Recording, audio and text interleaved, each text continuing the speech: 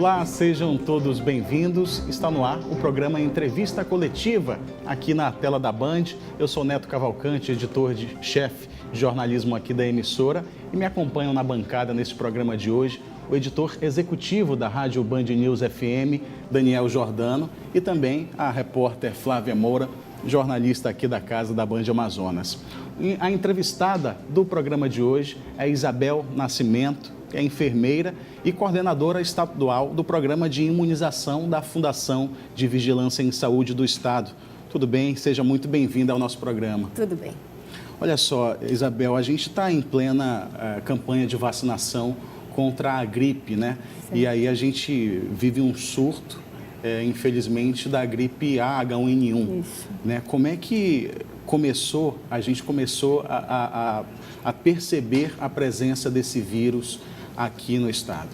Olha, a vigilância epidemiológica é um departamento que fica atento realmente a todas as ocorrências que ocorrem nos hospitais, né?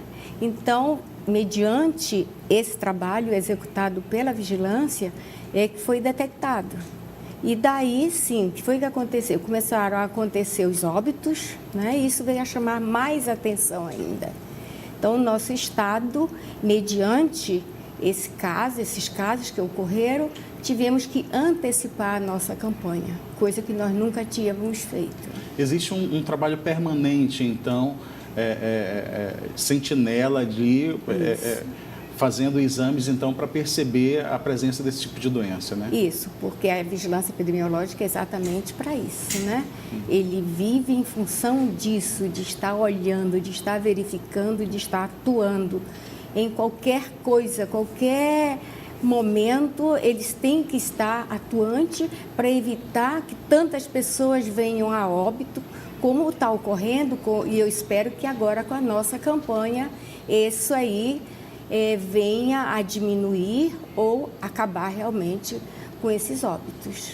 E o que mais, assim, o que mais a Coordenadoria de Imunização, assim, tem como responsabilidade dentro da Fundação de Vigilância em Saúde? Olha, a coordenadoria, nossa coordenação, ela recebe todos os insumos para atender todos os nossos municípios do estado.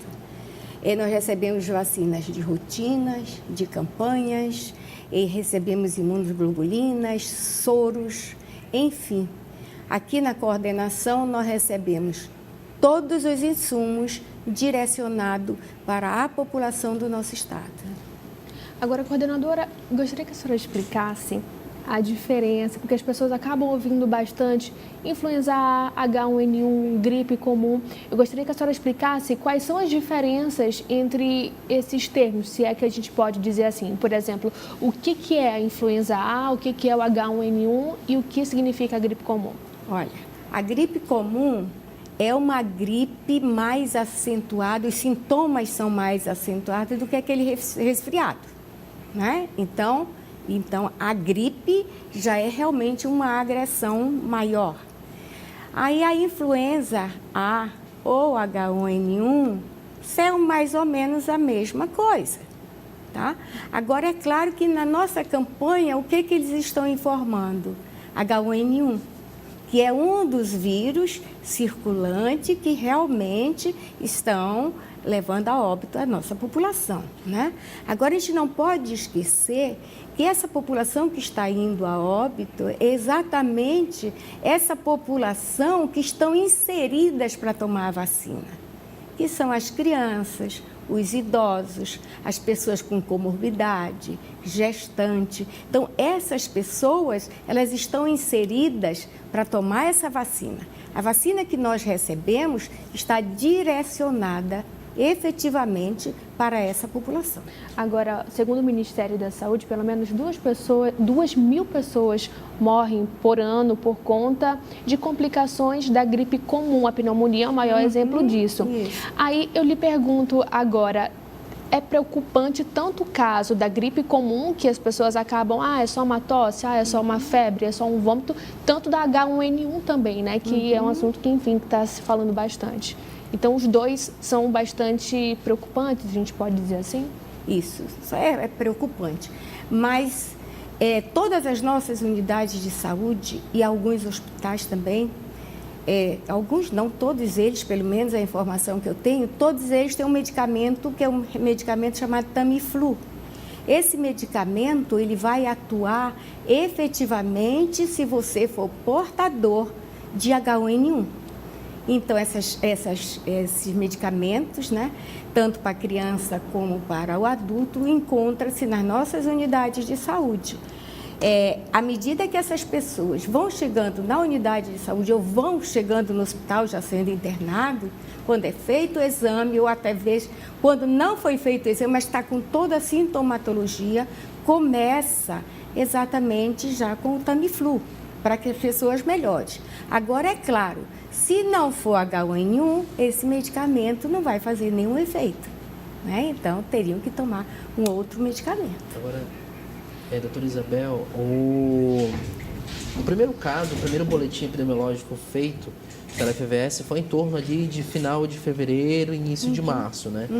A gente tem hoje o dado atualizado do nono boletim, 28 mortes por H1N1 e outros tantos casos confirmados em todo o estado, em vários municípios.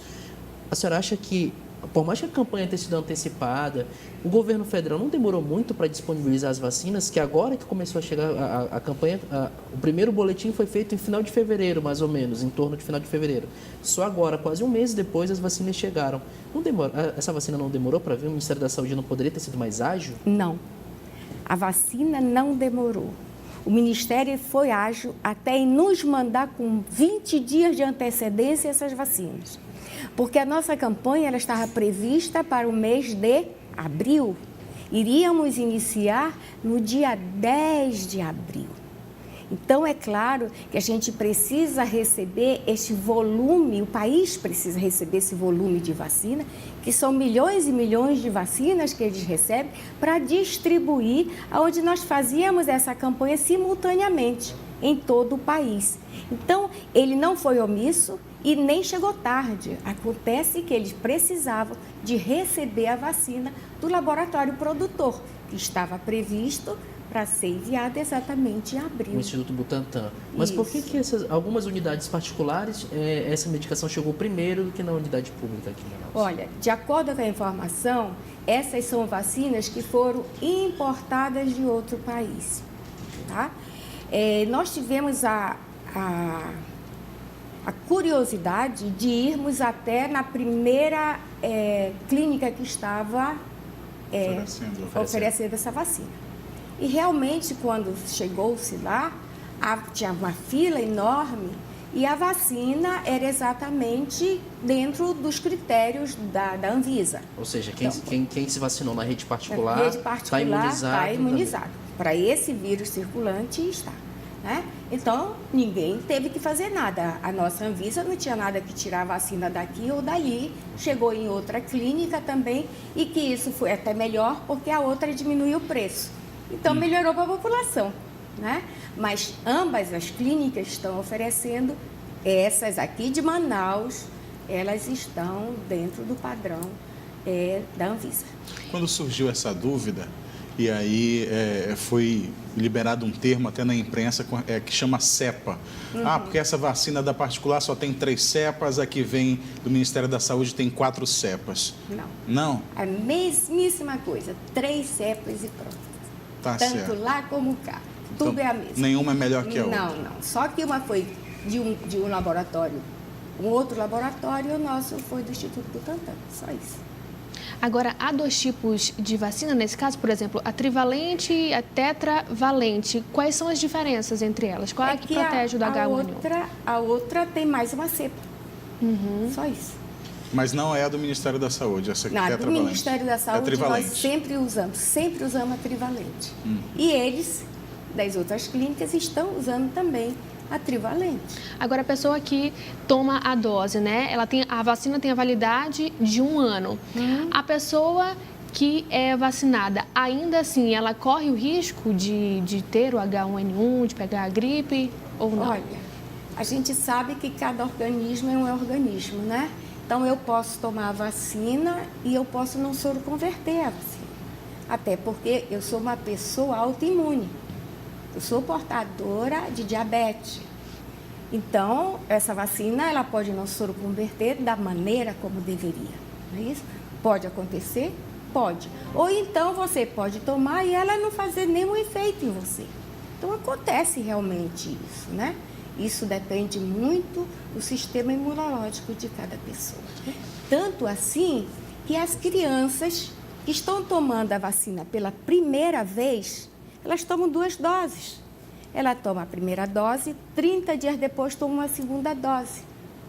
Porque na primeira ela toma 0,25, de acordo com a faixa etária dela, né? E depois vai tomar 0,25 também numa segunda dose. A dose também é fracionada nesse caso? É, em crianças menores de 2. Tá certo. Daniel. Doutora Isabel, a gente estava há várias perguntas e vários questionamentos em relação ao início da campanha, no sentido em que a dúvida mais frequente é se eu estou gripado, por exemplo, de uma gripe comum, posso me vacinar?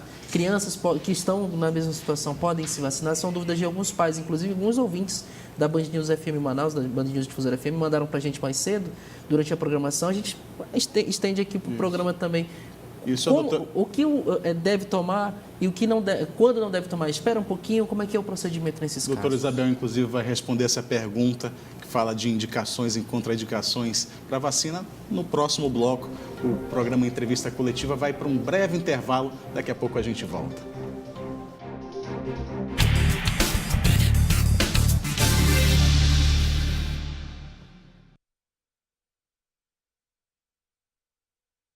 A vinheta, né?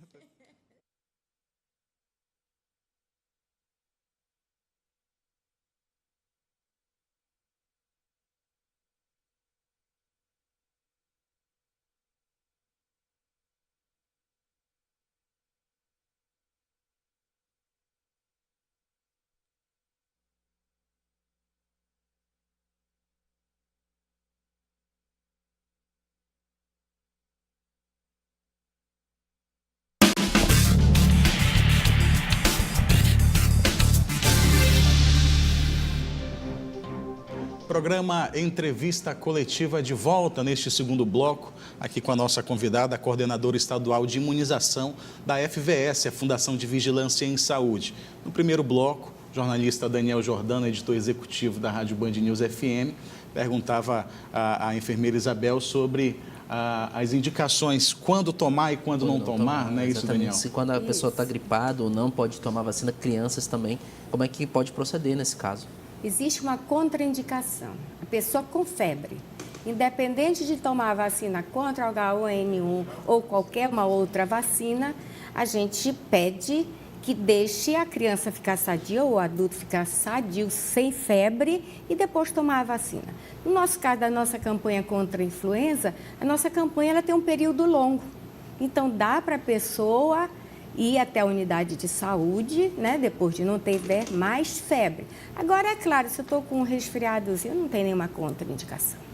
Agora, o que não pode dizer depois, se pegar uma gripe, é dizer que foi a vacina que fez esse efeito. Algum tipo de, quem tem alergia, alguma coisa, qual a contraindicação nesse caso de alergia? Olha, nesse ano nós não temos nenhuma contraindicação.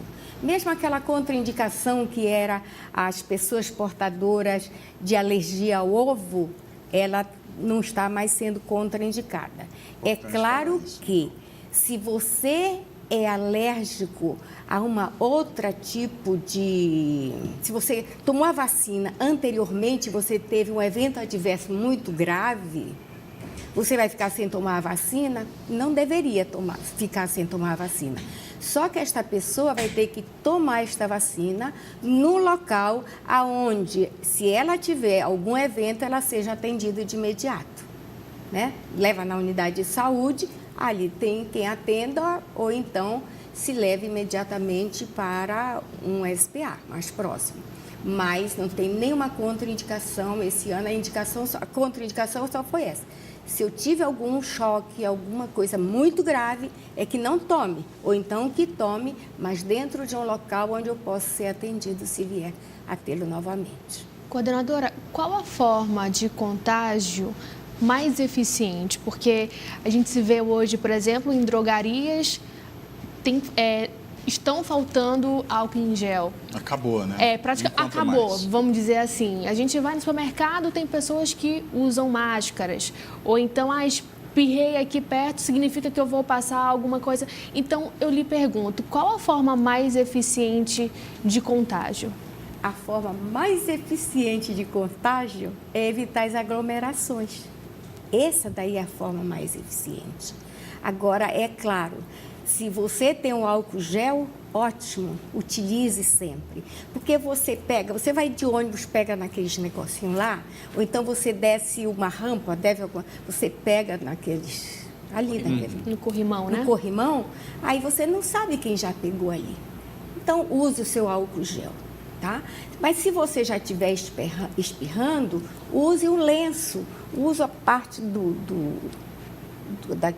antebraço, né? Para evitar que você espirre na sua mão e depois você vai contaminando outros locais. E o uso de máscara? O uso de máscara não é indicado. Poderia até ser indicado quando você está dentro de um hospital, né? Você vai se proteger e proteger o próprio paciente. Porque, de repente, eu posso estar, não é, com uma gripe incubada, e aí eu preciso para evitar de transmitir para o paciente que já está debilitado ali. Agora, eu queria que só que a senhora falasse, desculpa, Daniel, sobre o desafio de entregar cada dose dessas vacinas em todos os pontos aí longínquos do nosso estado. Ela precisa de um condicionamento, né, se manter resfriada e precisa chegar nesses locais, nessas condições, né? Daniel, este ano, há muito tempo, eu estou nesse programa, nessa segunda volta, eu sou dos anos 80, voltei em 95, há 24 anos eu estou ininterruptamente no programa de imunização. Há muitos anos, eu não tinha uma campanha tão, como é que eu vou te dizer, onde todos se propuseram a evitar que nós tivéssemos mais números de população com óbito, né? Então, o governo do estado se propôs e levou vacina para municípios mais distantes, tá? Os nossos representantes vieram buscar as vacinas também logo. Ontem, o último município que saiu foi o município de Benjamin Constant. Foi o último. Todos os municípios, num período de 5 dias, levaram todas essas vacinas. Então, já na quinta-feira, todas as vacinas foram despachadas para os 62 municípios. Todas para os 62 municípios. Então, eles estão abastecidos com as suas vacinas. Tem uns que já iniciaram, nós iniciamos com Itacoatiara, Tefé. Então, tem municípios que já iniciaram. Hoje iniciou Parintins, Benjamin Constant, que só chegou de tarde, tem que se organizar, começa na segunda-feira. Mas, na grande maioria dos nossos municípios, eles já iniciaram a nossa campanha de vacinação. Mas nós tivemos realmente suporte para que nós fizéssemos isso. Porque as vacinas, ela não pode ir de qualquer jeito. Elas são acondicionadas em isopor gigante, a maioria foram no isopor de 130, né? E vão de barco, vão de lancha e de avião comercial mesmo. E este ano nós tivemos aviões oferecidos pelo governo, avião financiado pelo governo. Então, realmente, esse ano nós tivemos uma campanha muito bem apoiada. Tivemos apoio realmente para que a gente fizesse essa campanha de vacinação. No dia 30 de março, então, todas as localidades, eu falo 30 de março, porque é o dia D, né, de vacinação contra a gripe. No dia 30 de março, todos os postos estão abastecidos. Sim, de certeza sim. Pelo menos da minha parte, daqui de Manaus, já saíram vacina para todos os municípios. Todos, sem exceção. Perfeito, doutora. Agora a gente vai abordar um assunto ainda nessa parte de imunização. A gente teve aí um surto de sarampo recentemente, Esse ano teve 2 casos novos notificados. O estado do Pará, nosso vizinho, vive um surto de meningite meningocócica. 7 pessoas morreram lá na região de Belém. A gente tem casos confirmados aqui também no Amazonas. Ao todo são 16 notificações e 1 morte. Lhe pergunto, essas vacinas todas que eram... essas doenças todas que tinham a caso de imunização, a vacina estava acessível e a população ficou doente. De alguma maneira, a população meio que, nos últimos períodos, deu uma relaxada, digamos assim, para imunizar? Isso explica esse fenômeno, digamos, entre aspas, de muitas doenças chegando ao norte do país? E põe relaxado nisso, entendeu? Porque é um relaxamento muito grande, gente. As nossas coberturas vacinais, ela vem descendo abaixo mesmo. No ano passado, o nosso estado alcançou cobertura vacinal adequada em apenas BCG, que é apenas 90% de cobertura adequada. E que as crianças... Que é a primeira vacina da vida, né? Isso, a primeira vacina, e que as crianças, quase que na sua totalidade, já saem imunizadas do hospital da maternidade. Então, não tem como fugir, porque está ali, né? Agora, nós temos vacinas, gente, vacinas de multidoses, que são vacinas que precisam de 3 doses ou de 2 doses. Mas também nós precisamos que os nossos gestores têm que entender que a população não está apenas na zona urbana. A população também está na zona rural dos municípios. Nós precisamos ir, pelo menos, 3 vezes do ano atender essas populações que estão na área rural e área indígena também. Então, realmente, a população deixou de procurar, eu acho que até de acreditar, e eu acho que foi porque ninguém mais sabia de vida de sarampo. É a polio erradicada, 18 anos, quase 20 anos sem ouvir falar de sarampo. Sarampo. Na grande maioria, as meninas estão parindo muito cedo, nunca viram isso. E aí, por que eu vou levar meu filho para tomar injeção? Aí não leva, né?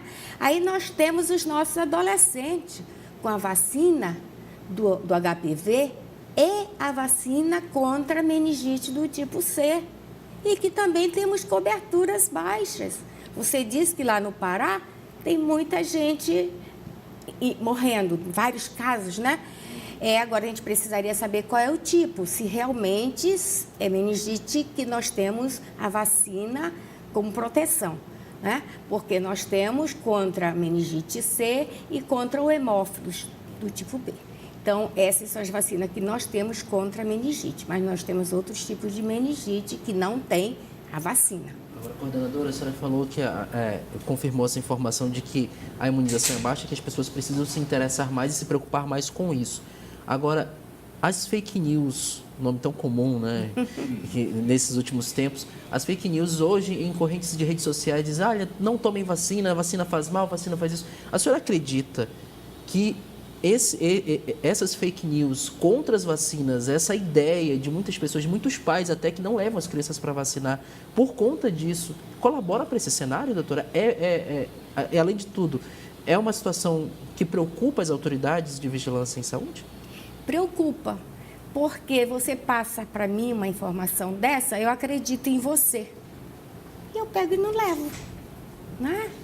Mas também o que deveria aparecer em todos os jornais é que apareceu um indivíduo agora, que ele era contra as vacinas, e ele pegou a catapora. Isso ficou errado, né? Isso. Então, isso deveria ser colocado em todos os jornais, em todas as televisões, para que todas as pessoas viessem a ter conhecimento que vale a pena, sim, vale a pena você proteger seu filho e se proteger também. Porque o programa de imunização, ele é um programa que eu digo que ele atende de mamanda caducando. Ele é universal, porque ele atende as crianças e atende os nossos idosos, do qual eu me incluo, né? Então, nós temos calendário para nossas crianças, nós temos calendário para os adolescentes, nós temos calendário para a gestante, nós temos calendário para os adultos, nós temos calendário para o idoso e calendário para os indígenas. para toda a nossa população. Nós temos calendário de vacinação para cada faixa etária. Então, o programa de imunização, ele é universal. Todos nós estamos inseridos neles. O que está faltando é a adesão. Precisamos da adesão para que todos nós tenhamos saúde, para que a gente evite esses surtos de doenças que ficam aparecendo e que não é ninguém culpado, não. Não tem que culpar o pessoal da Venezuela que veio e trouxe sarampo. Os culpados somos nós, que não tomamos conta de nós mesmos, que não fomos tomar a vacina, que não levamos nossos filhos para fazer isso. E a gente precisa ter mais consciência da necessidade de imunizar os nossos filhos, os nossos pais e todos. Enfermeira Isabel Nascimento, coordenadora estadual de imunização da FVS. Nosso tempo do programa Entrevista Coletiva está chegando ao fim. Desde já agradeço a jornalista Flávia Moura, que participou com a gente, também o Daniel Jordano, editor executivo da Rádio Band News FM. A senhora também, nossa enfermeira, que veio agora esclarecer muitas dúvidas de muita gente que está lá em casa, que está pensando em vacinar, né, e precisa vacinar, principalmente quem está no público-alvo. Eu peço que a senhora se despeça falando disso, conclamando quem faz parte desse público-alvo para ir vacinar. Olha, eu agradeço realmente, né, esse convite e eu conclamo mesmo que a população que está naquela população-alvo, né, que são as crianças, os adultos com morbidade, os nossos indígenas, os nossos professores e todos os outros daquela população, que vá até a unidade de saúde, que procure se imunizar. Você depende disso, vai depender da sua saúde e você precisa viver com saúde, com qualidade de vida. Muito obrigado. Obrigada. O programa Entrevista Coletiva fica por aqui.